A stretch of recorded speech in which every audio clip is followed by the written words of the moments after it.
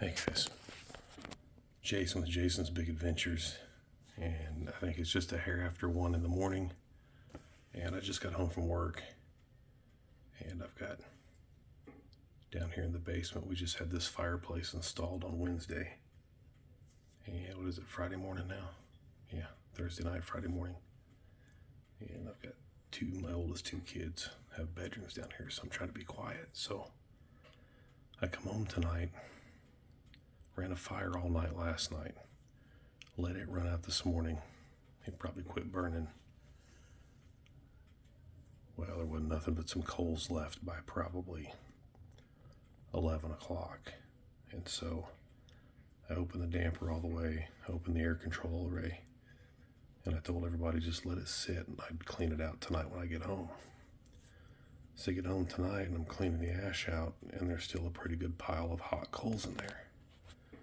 So I stuffed it pretty full with some Bradford pear and some hackberry I had outside there. And as you can see, that's what's burning now. And it's supposed to get down to about 40 tonight.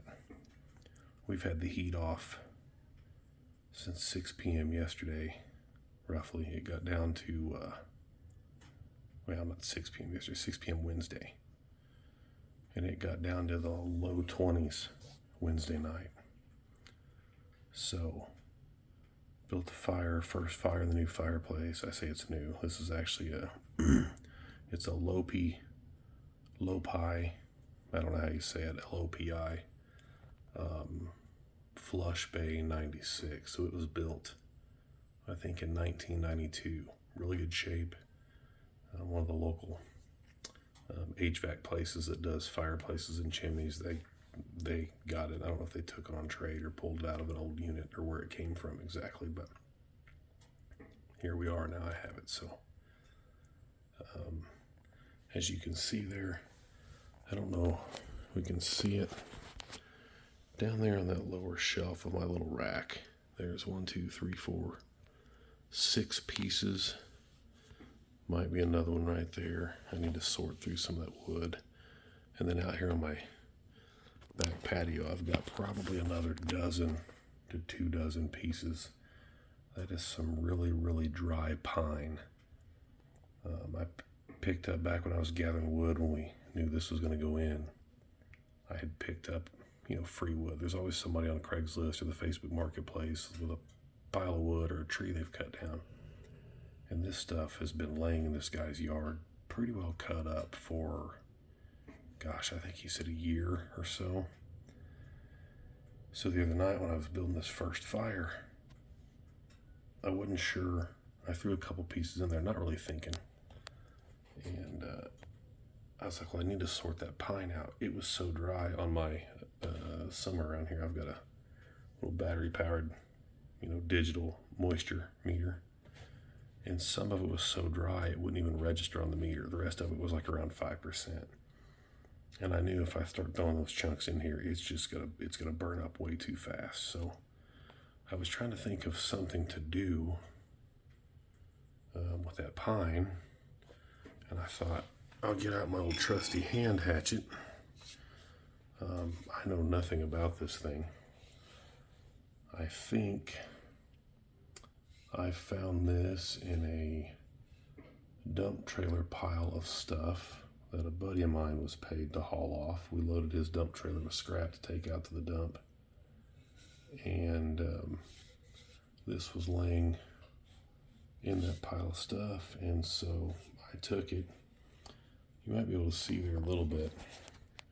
Sorry, I'm trying to hold my phone with one hand. I don't have my GoPro out, but I don't know if you can see it or not. You can see how it was incredibly rusty, but it's since kind of been cleaned up there, and you can see on the edge there, once I got it pretty well cleaned off pretty good, I hit it with my grinder, and I've got an 80 grit flap wheel disc I use to sharpen mower blades, so I put a little edge on it, and dude is sharp.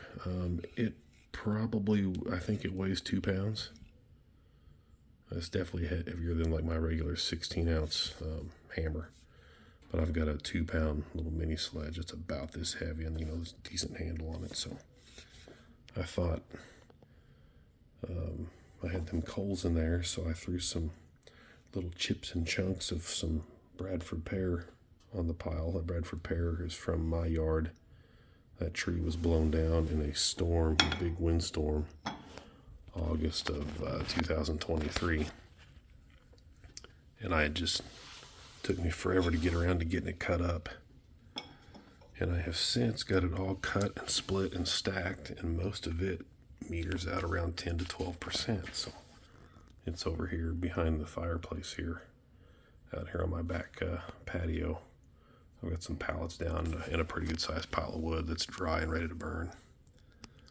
So anyway, I had my hand hatchet here, and I thought, well, before I go to bed, while I'm sitting here waiting on this to really take off and get going, so I can shut it down for the night and let it do its thing, I was going to take that pine and just split it into kindling pieces like you see here. So when I need to come down and actually start a fire from scratch, I've got this really, really dry pine kindling now.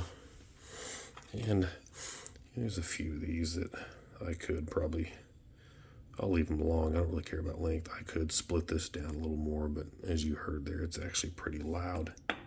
Whack it on this brick. This brick's kind of hollow and loud sounding, so I'm actually surprised my wife didn't get up and come down here and try to figure out what I'm doing.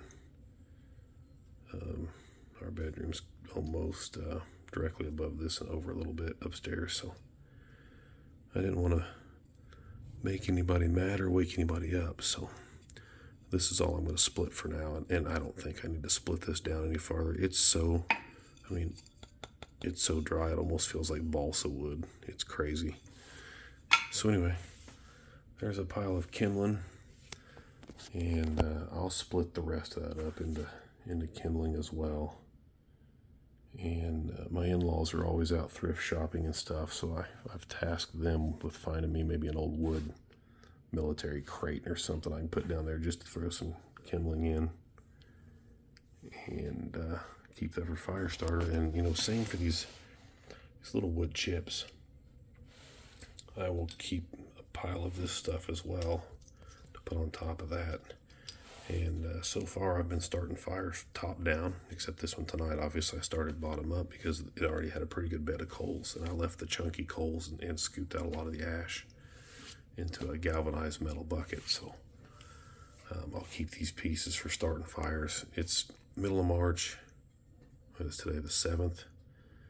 And looking at the forecast, I don't think we've got a whole lot of cold days left. This next week it's going to get lows into the upper 20s, low 30s with highs in the 40s to the 70s. So I'll probably burn some more wood. I've got about 5 cords of wood out here in the backyard already. A lot of it still needs to season, but I've got probably a cord and a half that's ready to burn. So since I have it, and I've really enjoyed going and cutting and gathering and splitting wood lately, I will probably go ahead and just burn it when I can burn it. So that's all I got for tonight. I'm ready to go to bed. I got to get up in the morning and got a pretty busy day planned before I have to go to work tomorrow evening at 5. So that's what you see there is a couple of big pieces, 3 actually big wedges of hackberry from a hackberry tree a guy let me have. He cut it down about 1.5 years ago, and I went out probably 2 or 3 months ago and cut most of it up, and then I've since brought it home and split it. And then on each side here is a wedge of Bradford pear out of my stash. So that's starting to warm up pretty decent. Went to Menards today and picked up this little magnetic stove thermometer. It's really for a single wall pipe, so it's probably not accurate laying up there, but that metal plate is welded to the box, so I figure at least that will give me something to go by. So I'm guessing, and I'm just guessing, I've not watched any videos on it, but I'd say once that thing gets up around 300, then the stove's probably 5. I'm going to assume double because this is a double wall stove, but I don't really want to drill a hole and put a probe in and stuff. But I'm a visual person, so until I get the hang of watching this a little better, I'm going to keep on to that. So this rolling pretty good. I'm going to get off here, move my kindling pile out of the way and away from the stove, clean this up a little bit, and then fire up the blower. And I'm just going to go ahead and let this thing rip all night. we'll go ahead and you can see there I closed the air control at the bottom. And boy, that just kind of all but snuffed it out, didn't it? So I'm going to crack that thing open just enough to crack it open. And I'll just let this pile roll all night. And I got to get up I'll be up at 8, so I'll get up and check it and see where it's ended up at. And probably go ahead and just leave the coals in there this evening for a little burn for tonight. So Lopi Flush Bay 96. I think it's a 2.5 cubic foot firebox. This is my basement fireplace. It's not super big. The upstairs one's actually quite a bit bigger fireplace. I've got one directly above this in my living room upstairs. So I may put a pellet stove up there. I haven't decided yet. Right now I just have an electric fireplace. One of them fake electric log sets. It's an infrared heater. Boy, it just went out, didn't it? It's probably okay. All right, anyway, I'm going to get off here. I'll catch you guys later. Good night.